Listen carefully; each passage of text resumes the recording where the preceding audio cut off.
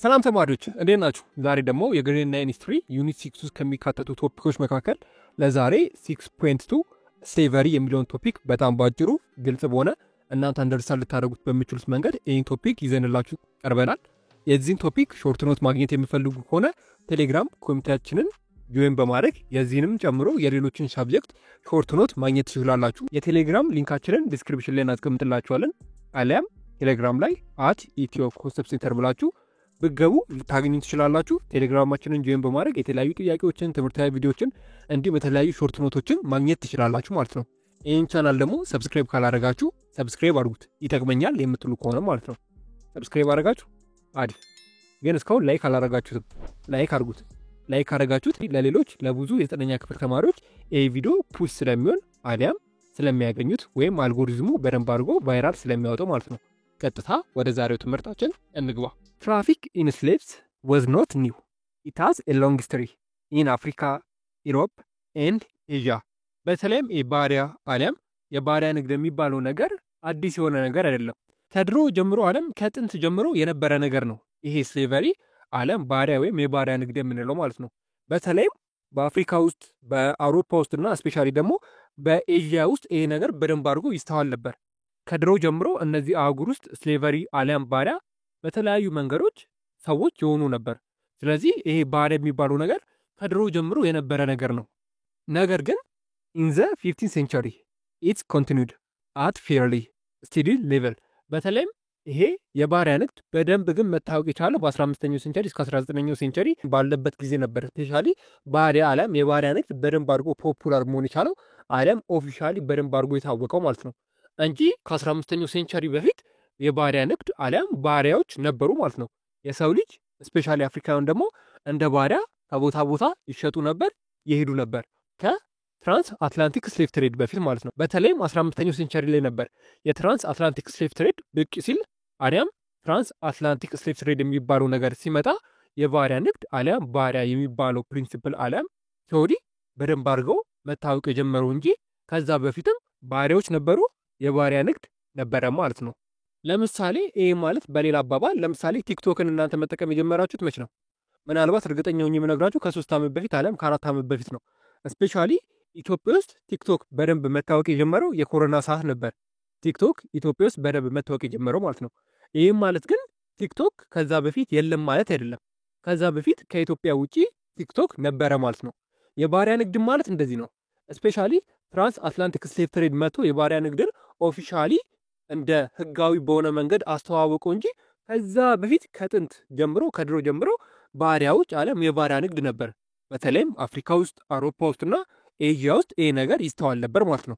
ከዛ በኋላ ነው በ15ኛው ሴንቸሪ ስፔሻሊ የትራንስ አትላንቲክ ስሌቭ ትሬድ አለም የባሪያ ንግድ ሲጀመር ይሄ ነገር በደንብ አድርጎ ፖፑላር መሆን የቻለው አለም ይሄ ነገር ኦፊሻሊ በደንብ አድርጎ መታወቅ የቻለው እንጂ ከትራንስ አትላንቲክ ስሌቭ ትሬድ በፊት የባሪያ ንግድ አሊያም ባሪያ የሚባለው ነገር ነበረ ማለት ነው።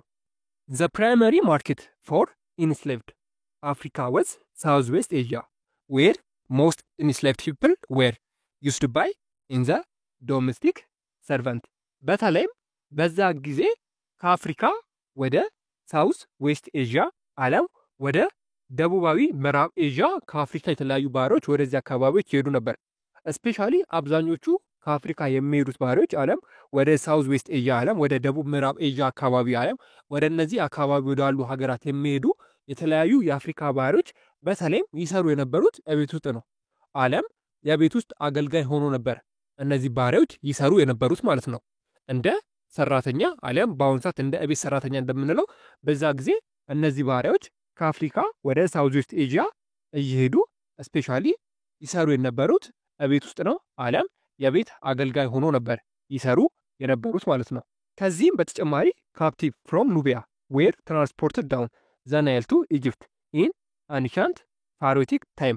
በተለይ ደግሞ በኢጅፕት ውስጥ በተለይ በኦልድ ኪንግደም ጊዜ አለም በፈሮኒክ ታይም ጊዜ ግብፅ ኑቢያን አለም የኩሽን መንግስት ገዝታ ነበር አለም ኮንከር አድርጋ አስተዳድራ ነበር።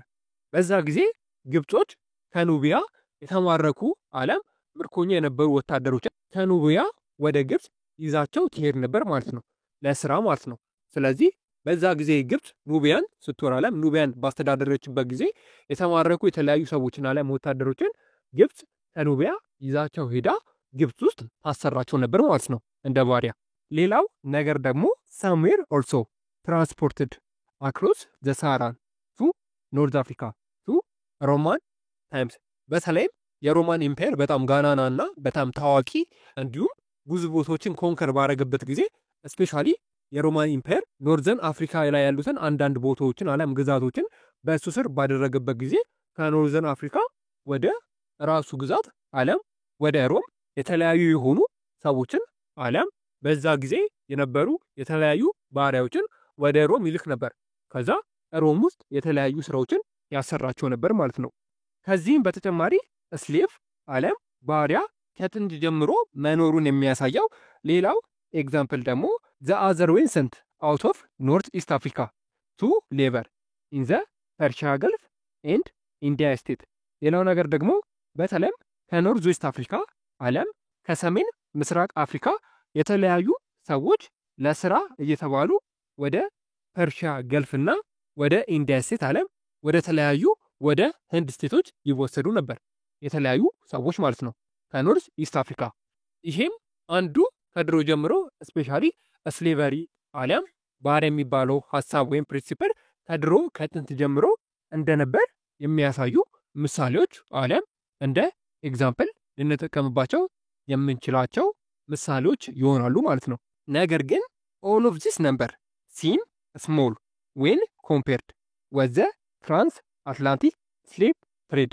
አሁን ከላይ የጠቀስናቸው የተለያዩ ሀገራት የሚወስዷቸው የተለያዩ ስሌቮች ከትራንስ አትላንቲክ ስሌቭ ትሬድ ጋር ሲነጻጸር ግን በቁጥር እጅግ በጣም ትንሽ ነው። ከትራንስ አትላንቲክ ስሌቭ ትሬድ ጋር የሚወዳደር አልነበረም ነበር። ስፔሻሊ በ15ኛው ሴንቸሪ ትራንስ አትላንቲክ ስሌቭ ትሬድ ተብሎ ከተጀመረ ኦፊሻሊ በደንብ ታውቆ ከተጀመረ በኋላ ከምታስቡት በላይ በሚሊዮን የሚቆጠሩ ባሪያዎች ነበሩ ወደ ተለያዩ ወደ አሜሪካ፣ ወደ ካሪቢያን ሪጅን እንዲሁም ወደ አውሮፓ ይላኩ የነበሩት። ስለዚህ ከትራንስ አትላንቲክ ስሌቭ ትሬድ ጋር ይህን ከላይ ጠቀስናቸውን ነገሮች በምናነጻጽርበት ጊዜ እጅግ በጣም ትንሽ ነው። ከትራንስ አትላንቲክ ስሌቭ ትሬድ ጋር የሚወዳደር አልነበረም። ቢኮዝ ትራንስ አትላንቲክ ስሌቭ ትሬድ በሚሊዮን የሚቆጠሩ ባሪያዎች ወደ አውሮፓና ወደ አሜሪካ የተጓዙበት የንግድ ስርዓት ስለነበር ማለት ነው። በተለይ አንዳንድ በጥንት ጊዜ የነበሩ ዓለም በድሮ ጊዜ የነበሩ የምዕራብ አፍሪካ ዓለም የዌስት አፍሪካ የተለያዩ ኢምፓየሮችና ኪንግደሞች ባሪያዎችን በደንብ አድርገው ይጠቀሙ ነበር። ለምሳሌ እንኳን በምንመለከትበት ጊዜ በተለይም ዘ ኤክስፓንሽን ኦፍ ሎንግ ዲስታንስ ትሬድ ኤንድ ማኒ ኦፍ ዘ አርሊ ኪንግስ ኦፍ ማሊ ኤንድ ሶንጋይ ኤንድ አዘር ስቴት ፕሮሞትድ ዘ ዩስ ኦፍ ስሌቭ ሌበር ኢን አግሪካልቸር። በተለይም የማሊ የሶንጋይ እንዲሁም ሌሎች በዌስት አፍሪካ ውስጥ ይገኙ የነበሩ የተለያዩ ኪንግደሞች ባሪያን በደንብ አድርገው ይጠቀሙ ነበር። በተለይም ለአግሪካልቸር ዓለም ለግብርና ብለው የተለያዩ ባሪያዎችን እነዚህን ስራ ዓለም ግብርናን በደንብ አድርጎ ያሰሯቸው ነበር። በዛ ጊዜ የነበሩ የተለያዩ ኪንግደሞች የእነሱን ኢምፓየር ዓለም እነ ማሊ እነ ሶንጋይ የሚያደርጉትን ነገሮች እያዩ እነሱም ባሪያ የሚባሉትን ዓለም የተለያዩ ባሪያዎችን እየመረጡ የተለያዩ የሆኑ ስራዎችን ያሰሩ ነበር። በተለይም ሶንጋይና የማሊ ኢምፓየር ይህን ነገር በደንብ አድርገው ተጠቅሞበታል። መጠቀም ብቻ ሲሆን ፕሮሞትም አድርገውት ነበር ማለት ነው። የቤኒን ግዛት ዌስት አፍሪካ ስቴት ፎር ኤግዛምፕል ላርጅ ነምበር ኦፍ ስሌቭ ዌር ዩዝድ ኢን አግሪካልቸር። በተለይ ምዕራብ አፍሪካ ውስጥ ትገኝ የነበረችው ቤኒን የተባለችው ግዛት ከእሷ ግዛት ከሚባለው በላይ እጅግ በጣም ብዙ ባሪያዎች እየተወሰዱ ለግብርና አሊያም አግሪካልቸር ላይ ገብቶ ስራ እንዲሰሩ ይደረጉ ነበር። በተለይም ቤኒን የተባለችው ግዛት ላርጅ ነምበር ኦፍ ስሌቭ አሊያም በጣም ብዙ ባሪያዎችን ለሌላ ቦታ ትሸጥ ነበር። እንዲሁም እሷም ራሷ የተለያዩ እጅግ በጣም ብዙ የሆኑ ባሪያዎችን ለግብርና ስራ ትጠቀምባቸው ነበር ማለት ነው። ዚስ ስሌቭ who were the private property of their owner were symbolized wealth and prosperity። በተለይም በድሮ ጊዜ አሊያም በዛ ጊዜ ባሪያ የነበረው አንድ ግለሰብ ካለ አሊያም ባሪያዎች ያሉት አንድ ሰው ካለ ይህ ሰው እንደ ሀብታም አሊያም እንደ ባለጸጋ ይቆጠር ነበር። ምክንያቱም አንድ ሰው የራሱ ባሪያ በዛ ጊዜ አለው ማለት ምልክቱ ጀስት እንደ ሀብታም አሊያም እንደ ባለጸጋ ነበር። ለምሳሌ በዚህ ሰዓት አንድ ሰው ሀብታም ለመባል እጅግ በጣም ብዙ ብር ሊኖረው ይገባል። በዛ ጊዜ ደግሞ ጀስት አንድ ሰው የሆነ ባሪያ ካለው አሊያም ባሪያዎች ካሉት ያ ሰው እንደ ሀብታም አሊያም እንደ ባለጸጋ ቁጥር ነበር። በተለይም ባሪያዎች ያሏቸው ሰዎች እንደ ሀብታም እንደ ባለጸጋ አሊያም እንደ ወልዚ ሰዎች ይታዩ ነበር ማለት ነው። እንዲሁም አንዱ የሀብት መገለጫ ነበር። ከጊዜ በኋላ ግን ይሄ የስሌቭ ትሬድ አሊያም የስሌቭ ማርኬት አሊያም የባሪያ ንግድ በጣም እየተስፋፋ ሲመጣ ስፔሻሊ ፍራንስ አትላንቲክ ስሌቭ ትሬድ የሚባለው ነገር ተጀመረ ማለት ነው።